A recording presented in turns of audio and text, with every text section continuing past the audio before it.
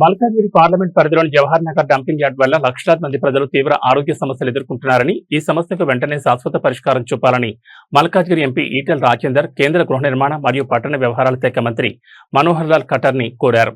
ఢిల్లీలోని పార్లమెంట్ ప్రాంగణంలో ఆయన మీడియాతో ఈ సందర్భంగా మాట్లాడుతూ, హైదరాబాద్ జనాభా 30 లక్షల ఉన్న సమయంలో జవహర్ నగర్ డంపింగ్ యార్డ్ ఏర్పాటు చేశారు. కానీ నేడు నగరం 2 కోట్లకు పైగా జనాభాతో విస్తరించిన ఇప్పటికీ చెత్తనంతటిని ఆ ఒక్క ప్రాంతంలోనే వేస్తున్నారు.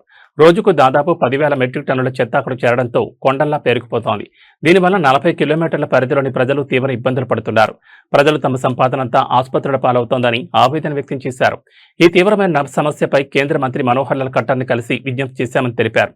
జవహర్ నగర్ లో 1 కిలో చెత్త కూడా వేయకుండా ప్రత్యామ్నాయ చర్యలు చేపట్టాలని, గాలి నీటి కాలుష్యం లేని జీరో పొల్యూషన్ పద్ధతిలో చెత్తను రీసైకిల్ చేయాలని కోరారు. ఢిల్లీ లాంటి మహానగరాల్లో అనుసరిస్తున్న చెత్త నిర్వహణ మేనేజ్మెంట్ విధానాలను హైదరాబాద్ లోనూ అమలు చేసేలా చర్యలు తీసుకుంటామని కేంద్ర మంత్రి హామీ ఇచ్చారని ఎంపీ తెలిపారు. వ్యర్థాల నుంచి విద్యుత్ ఉత్పత్తి చేసే ప్లాంట్ కెపాసిటీ కేవలం 3,500 మెట్రిక్ టన్నులు మాత్రమే కాగా నిత్యం 10,000 మెట్రిక్ టన్నుల చెత్త వస్తోందని, అసలు ఆ ప్లాంట్ సరిగ్గా పనిచేస్తుందో లేదో పర్యవేక్షించే నాదురే లేడని విమర్శించారు. ఈ డంపింగ్ యార్డ్ సమస్యపై తాను సుప్రీంకోర్టును ఆశ్రయించానని, గతంలో ఎంపీగా ఉన్న ప్రస్తుత సీఎం రేవంత్ రెడ్డి కూడా కేసు వేశారని గుర్తు చేశారు. కానీ ఆయన సీఎం అయినప్పటికీ ప్రజల రాత మారలేదని, ఫలితం శూన్యంగా మిగిలిపోయిందని విమర్శించారు. 30-40 లక్షల జనాభా ఉన్నప్పుడు ఒకటే dump yard, Jawahar Nagar dump yard.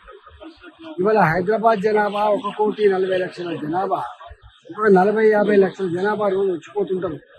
2 కోట్ల జనాభాకు సంబంధించిన 10,000 పైచిలకు మెట్రిక్ టన్నుల చెత్తని ఒక బాలాజీనగర్లో వేయడం వల్ల గుట్టలు లెక్క పేరుకపోయి 30-40 కిలోమీటర్ల పరిధిలో ఉన్న ప్రజానికం అంతా కూడా అనారోగ్యం పాలై లక్షలాది మంది పేదలు, నిరుపేదలు వాళ్ళు సంపాదించుకున్న ప్రతి పైసా కూడా ఇలా ఆరోగ్యం మీద ఖర్చు పెట్టే పరిస్థితి వచ్చింది. ఇలా అక్కడ పారేటువంటి కాలువలు కావచ్చు, ఆ పరిధిలో ఉన్నటువంటి చెరువులు కావచ్చు, మొత్తం దుర్గంధపూరితంగా మారడమే కాకుండా ఇవాళ బోర్లు వేసినా, బావి తవ్వినా కూడా పనికిరాని నీళ్ళు వస్తూ ఉన్నాయి. దాని మీద కట్టెర్ గారిని తెలంగాణ 6 మంది ఎంపీలం ఈరోజు కలిసి ఇవాళ 10,000 మెట్రిక్ టన్నుల చెత్త ఒక దగ్గర వేయడం చేసుకాలం కాదు. మీరు ఇంత టెక్నాలజీ పెరిగింది, ఇన్ని డబ్బులు ఖర్చు పెడతా ఉన్నారు, ప్రజల ఆరోగ్యంతో చిలకగా మారుతుందని చెప్పినప్పుడు దాన్ని జీరో పొల్యూషన్ తో చేసే ప్రయత్నం చేస్తామని చెప్పి వారు మాటిచ్చింది. కట్టర్ గారు గారితో మాట్లాడింది. జవహర్ నగర్ లో 1 కిలో చెత్త కూడా ఇప్పుడు వేయద్దు, చెత్తను బయట పంపించండి, చెత్తను జీరో పొల్యూషన్ తో, ఇలా వాయు కాలుష్యం లేకుండా, నీళ్ల కాలుష్యం లేకుండా, లిచర్డ్ వాటర్ లేకుండా, అదంతా కూడా కొత్త టెక్నాలజీతో మీరు పెట్టే ప్రయత్నం చేయండి. జవహర్ నగర్ చూసిన తర్వాత తెలంగాణలో ఎక్కడ కూడా డంప్ యార్డ్ పెట్టింది ప్రజలు కూడా.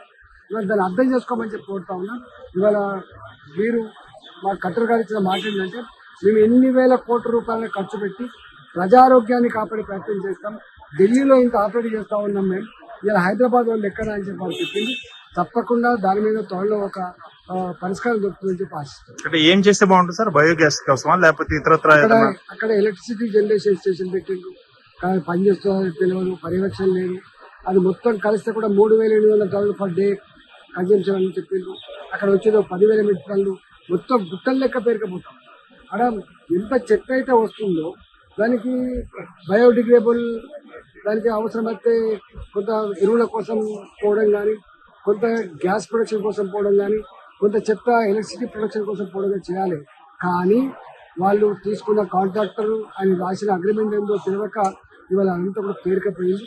ఒక్క మాట చెప్పాలంటే ఇవాళ ఇంత గీ టెక్నాలజీలో, గీ కాలంలో ఇంత చెత్త ప్రజల ఆరోగ్యంతో చెందడం అనేది సిగ్గుచేటని విషయం. అక్కడ జేఏసీలు ఏర్పడి నేను సుప్రీంకోర్టులో కేసు వేసాను. ఆనాడు ముఖ్యమంత్రిగా ఉన్నటువంటి రేవంత్ రెడ్డి గారు కూడా కేసు వేసిండ్రు. మరి వారి ఇలా ముఖ్యమంత్రి అయిండ్రు.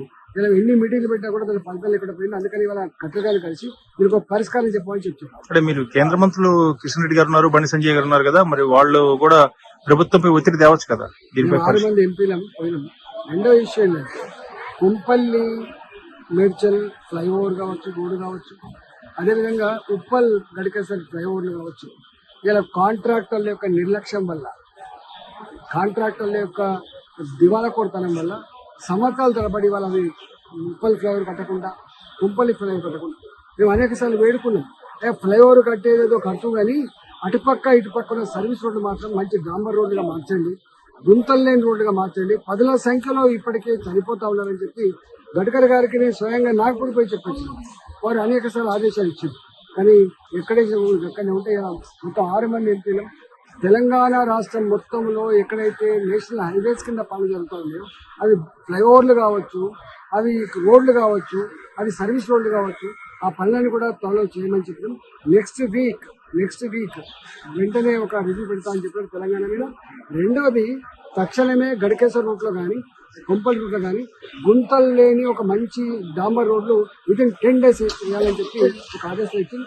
నాకు తెలిసి ఈ 10 రోజుల్లో గడికేశ్వర వైపు ప్రయాణం చేసే ప్రయాణికులకు కానీ, కుంపల్లి మేడ్చల్ వైపు ప్రయాణం చేసే వాళ్ళకి కానీ ఏ హడ్డిల్స్ లేకుండా, రోడ్ల మధ్యలో ఏ హడ్డిల్స్ లేకుండా మొత్తం క్లీన్ డాంబర్ రోడ్ వేయించే ప్రోగ్రామ్ కూడా వితిన్ 10 days లో వేయబోతుంది. అమెరికా